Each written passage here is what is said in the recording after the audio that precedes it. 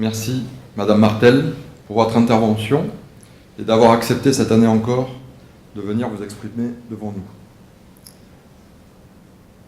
Vous avez eu des propos élogieux envers notre profession. Je vous en remercie. Vous avez rappelé mon esprit constructif. Je vous en remercie. C'est le cas, effectivement. Et vous avez dit aussi qu'il y avait une inquiétude qui s'exprimait. Et c'est ce que je vais faire ce matin. Je vais vous exprimer cette inquiétude. Vous ne voyez aucune interpellation personnelle, mais au travers de mon analyse, mon témoignage et mes convictions, je m'adresse à nos dirigeants, à nos ministres, à nos parlementaires, pour leur faire part de ce que j'entends dans nos régions. Il est donc maintenant temps pour moi de conclure mon rapport moral en vous faisant part d'un certain nombre de mes convictions. En tant que président de région, je suis à votre écoute et j'entends les signaux de mécontentement et de colère que vous exprimez. Chers consoeurs, chers confrères, votre présence aujourd'hui est le signe de votre attachement à notre profession. Votre présence est aussi, plus particulièrement cette année, le signe de votre implication. Nous vivons une époque d'évolution sociétale et technologique qui nous bouscule. Depuis le début des années 2010, tout s'accélère. Tous les secteurs d'activité sont concernés, pas uniquement le nôtre. Et cette année, c'est la profession des commissaires aux comptes qui a été impactée par le rehaussement des seuils de la loi Pacte. Cette mesure, dont l'objectif annoncé est de favoriser la croissance, de libérer les entreprises, a été qualifiée par Bruno Le Maire lui-même de mesure de suppression des CAC dans les PME. Cette mesure a été appliquée sans discernement et avec obstination, malgré les nombreuses consultations et négociations dont vous faisiez allusion. J'entends de plus en plus d'expressions d'inquiétude.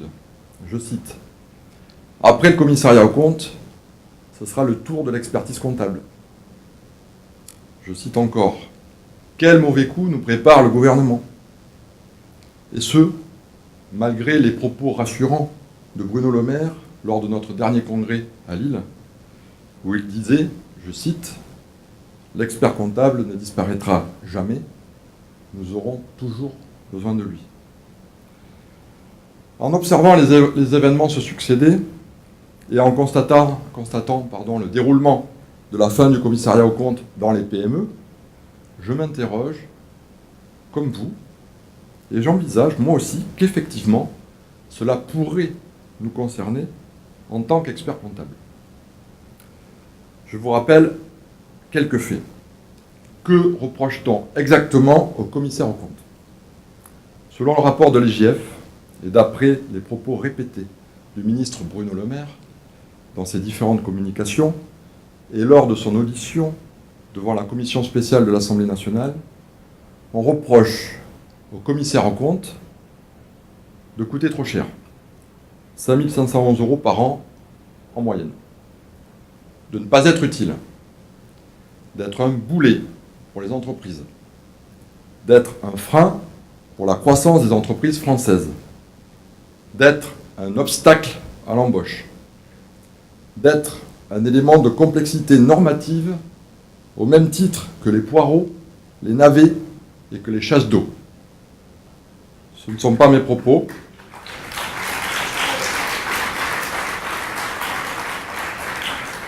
Ce sont les termes exacts utilisés par notre ministre de tutelle. Concernant l'expertise comptable, depuis une dizaine d'années, je constate que nous subissons, au travers des différents textes fiscaux, sociaux, juridiques, des contraintes qui entravent notre fonctionnement. Parmi ces contraintes, toujours plus de normes. Normes de travail, normes de rapport, normes de comportement.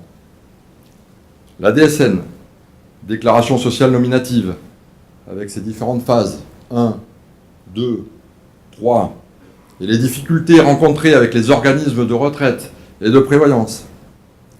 Le FEC, fichier des écritures comptables, dont la mise en place accompagne de nouvelles rigidités, avec ses obligations de validation mensuelle. La norme LAB, lutte anti-blanchiment, qui vient rajouter un formalisme supplémentaire, alors que nous avions déjà des normes d'acceptation de nos missions. L'EPS, examen périodique de sincérité, dispositif supplémentaire de contrôle injuste et inefficace, qui traduit une nouvelle marque de défiance vis-à-vis de notre profession. Le RBE, registre des bénéficiaires effectifs, dont le suivi nous prend un temps considérable. Les logiciels de caisse certifiés, objet de nombreuses nouvelles contraintes et de nombreux commentaires. La PAF, piste d'audit fiable, qui impose depuis 2013 un formalisme exorbitant aux entreprises et qu'il incombe aux experts comptables de mettre en œuvre. Quelle ironie au regard du contexte actuel sur les commissaires aux comptes. Le PAS, prélèvement à la source, que nous devrons assumer pour nos clients et dont l'actualité nous démontre qu'il ne s'agit pas d'un exemple de simplicité, même si nous le déploierons comme il se doit, comme d'habitude, avec succès. Tous ces dispositifs, sous couvert de bonnes intentions et d'objectifs louables, alourdissent et enquistent les entreprises. Bien sûr, on nous dit que c'est au nom de l'intérêt général. Sauf qu'on nous disait la même chose pour les normes en matière de commissariat aux comptes. Pour, au final, entendre dire que les commissaires aux comptes sont trop contraignants. Alors, finira-t-on par nous dire un jour que c'est la même chose en matière d'expertise comptable ? Que nous ne serons plus utiles pour nos clients, que nous ne serons plus compétitifs, trop coûteux. Et lorsqu'on y ajoute la tonalité avec laquelle nos ministres se sont adressés à nous, on se demande s'ils ne le font pas exprès pour déstabiliser notre profession. Quand je pense qu'en pleine conférence de presse, Gérald Darmanin a laissé sous-entendre que les experts comptables factureraient des honoraires indus lors du passage au PAS.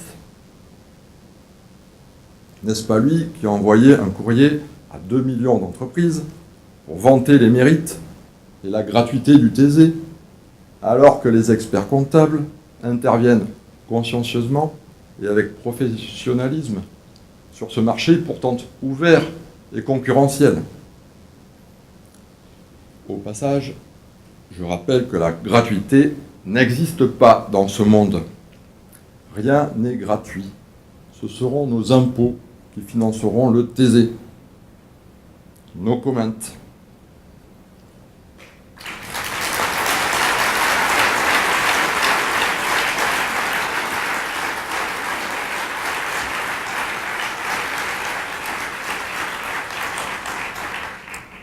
Je me pose des questions sur le partenariat recherché par l'État. Il faut rappeler à notre tutelle que nous avons besoin d'un véritable esprit de partenariat. Cela signifie qu'avant de mettre en place des dispositifs dans les entreprises, il ne suffit pas que les experts comptables soient associés et consultés, il faut qu'ils soient entendus, écoutés et suivis dans leurs recommandations.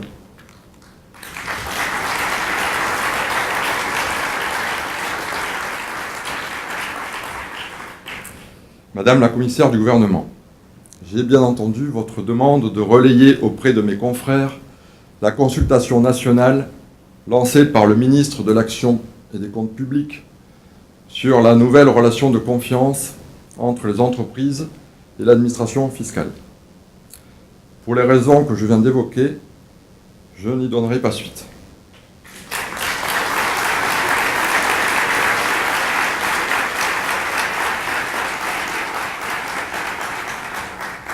Je laisse la liberté à mes consoeurs et confrères d'aller compléter le questionnaire sur le site internet de la DGFiP s'ils pensent que cela changera quelque chose.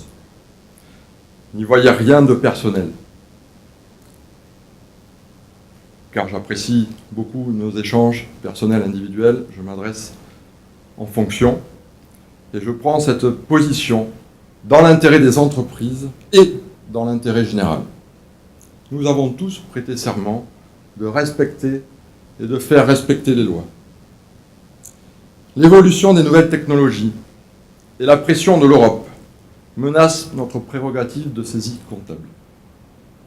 Si nous ne sommes plus soutenus, et que de surcroît, nous faisons l'objet d'une défiance de notre tutelle ou du législateur, alors nous aurons bien plus intérêt à nous focaliser sur nos clients uniquement pour leur apporter notre dévouement, plutôt qu'à collaborer avec les pouvoirs publics pour les aider à déployer des dispositifs qui nous seront reprochés un jour.